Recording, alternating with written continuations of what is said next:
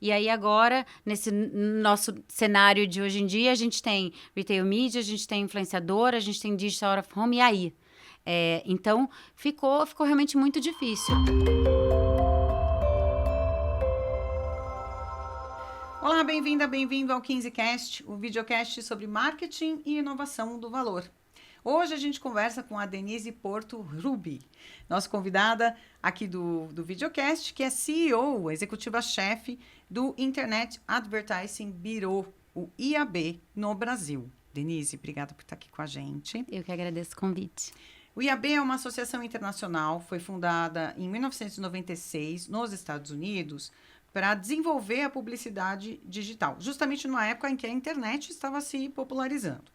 A entidade chegou aqui no Brasil em 1998 e hoje tem cerca de 200 associados. Entre eles estão grandes multinacionais do mercado de tecnologia, as Big Techs, empresas de mídia, agências, institutos de pesquisa e desenvolvedores de internet. Denise, e o que está preocupando mais os anunciantes e as plataformas digitais hoje? Seria, por exemplo, a regulamentação da inteligência artificial?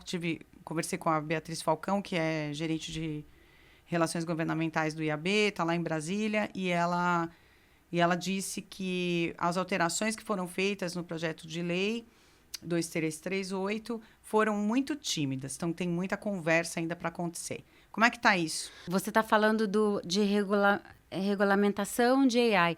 Eu acho que é o tema de regulamentação governamental como um todo. Vou compartilhar uma informação. O governo ditou para o Congresso 5 prioridades, 5 projetos de leis como prioridade para esse ano, e dessas 5, 4 esbarram na publicidade digital. Então, eu acho que existe uma atenção e uma preocupação genuína no que diz respeito a políticas públicas. E aí, o IAB tem um papel e uma responsabilidade muito grande de entrar nessas conversas para garantir que não sejam inseridos nesses projetos de lei textos específicos, muitas vezes por falta de conhecimento mesmo, o que está tudo bem, cada um na sua caixinha, e aí, de novo, a responsabilidade é nossa de explicar como que as coisas funcionam.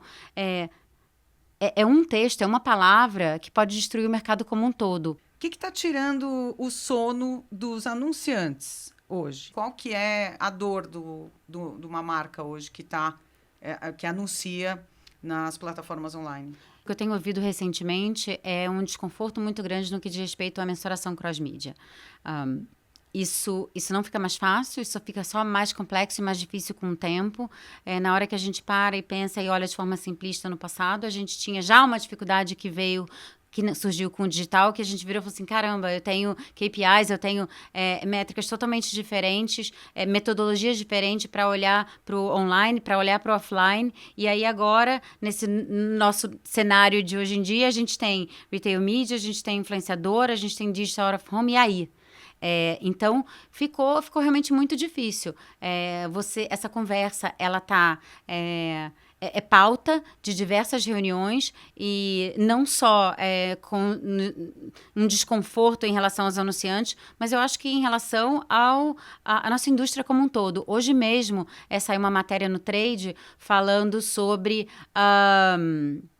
Recentemente saiu uma matéria no Trade que falava sobre 3 institutos de pesquisa e comentando sobre realmente esse desafio de você conseguir uma métrica ou uma maneira de mensurar de forma que você consiga comparar os diferentes meios. Então, essa mensuração cross-mídia, ela é um desafio, ela é pauta, ela é desconforto e a gente está caminhando ainda nesse tema. Dá para enxergar alguma saída para anunciante? Porque, olha, vamos lá lembrar, o IAB surgiu quando a gente tinha...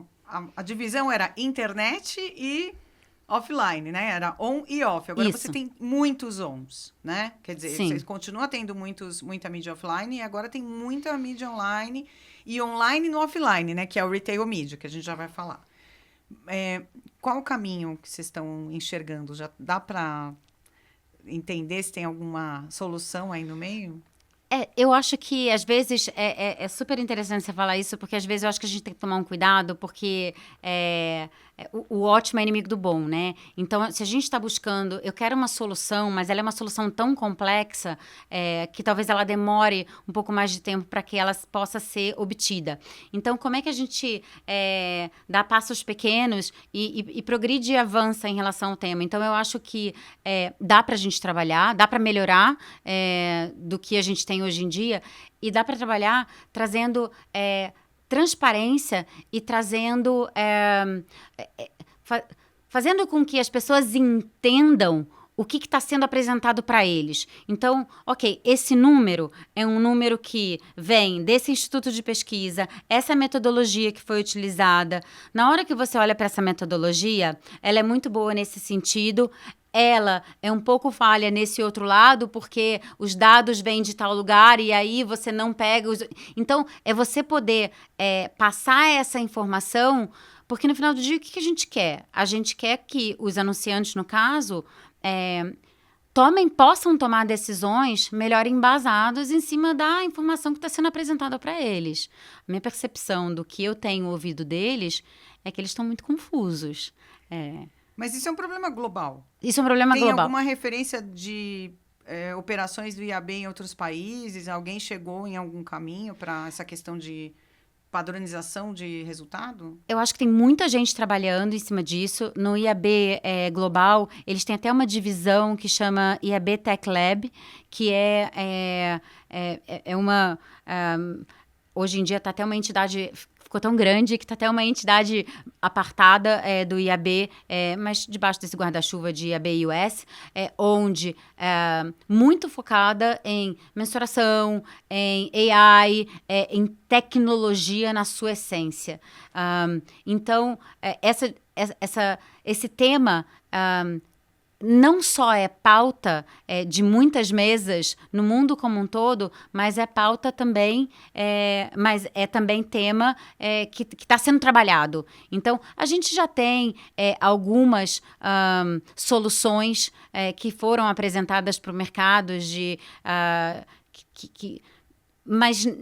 Eu, pelo menos, posso estar até desatualizada, mas eu, pelo menos, não conheci ainda nenhuma que realmente conseguisse atender e olhar fazer essa mensuração cross-mídia de maneira eficiente. Até mesmo porque chega um momento que você começa a ter que fazer umas ponderações. E na hora que você... faz as ponderações, os usuários, eles são muito diferentes. Então, você dá os pesos e aí você generaliza. Só que o que funciona para você não é o que funciona para mim. Então, você começa a ter modelos que são desenvolvidos em cima de... você começa a ter muitos critérios de... que você começa a extrapolar ou que você começa a... assumir alguns assumptions. Então, eu acho que a gente está caminhando, mas eu acho que a gente ainda não está lá. Você teve num encontro global do IAB no começo do ano. O que teve de discussão ali que você enxerga que é uma tendência para esse ano? Imagino que a inteligência artificial esteja aí no meio. Super. O evento é um evento anual que acontece do IAB nos Estados Unidos, chama ALM, que é Annual Leadership Meeting. Esse ano foi na Califórnia, um evento riquíssimo, com, sei lá, 1.200 pessoas aproximadamente. Sem dúvida. Pauta de todas os painéis e palestras sempre passava por AI, não tem como não falar sobre isso. E aí você vai para as temáticas também, que são as temáticas que a gente acaba focando aqui no IAB, obviamente, porque a gente está todo mundo muito alinhado, né? Então, retail media, vídeo digital, a parte de AI, a parte de creator economy, tem umas pautas muito interessantes. Agora, sem dúvida, eu diria que AI e retail media ganharam todos o foco e a atenção do evento. Denise, explica um pouquinho de onde veio o retail media. A gente tem acompanhado essa vertente com um crescimento muito acelerado de investimentos, embora ainda seja uma fatia pequena do bolo de publicidade. O que é retail media? O que é retail media? Traduzindo, mídia de varejo. Mídia, né? De varejo. Começou no online, né? Começou no online, mas pensa que você vai numa farmácia, na Raia, e você tem aqueles painéis ali na parede, e você tem a oportunidade de expor a sua marca ali, naquele local, para o seu consumidor. E isso é muito interessante e muito rico, porque você está expondo a sua marca para aquele consumidor num ambiente onde ele foi para lá para fazer uma compra. Ele saiu da casa dele e foi para aquele lugar. Ele quer fazer uma compra. E eu acho o retail media super interessante, porque se a gente volta um pouquinho e a gente entende por que ele vem com essa força, porque ele vem endereçar uma dor muito grande da indústria. Se você para e pensa a indústria na sua essência, ela sabe muito bem quem é o consumidor dela, mas ela não necessariamente sabe quem é o comprador dela. Por quê? Porque a venda acontece via um terceiro, via um intermediário, via o varejista. Então, esses dados, essa informação, tá com esse cara na ponta, não tá com eles. E essa riqueza, como que você se apropria disso? Então, retail media vem com uma proposta super interessante e eu acho que tem um espaço enorme aí ainda para crescer, e é um tema que está em voga no Brasil e no mundo inteiro. Então, tem uma oportunidade de negócio aí enorme.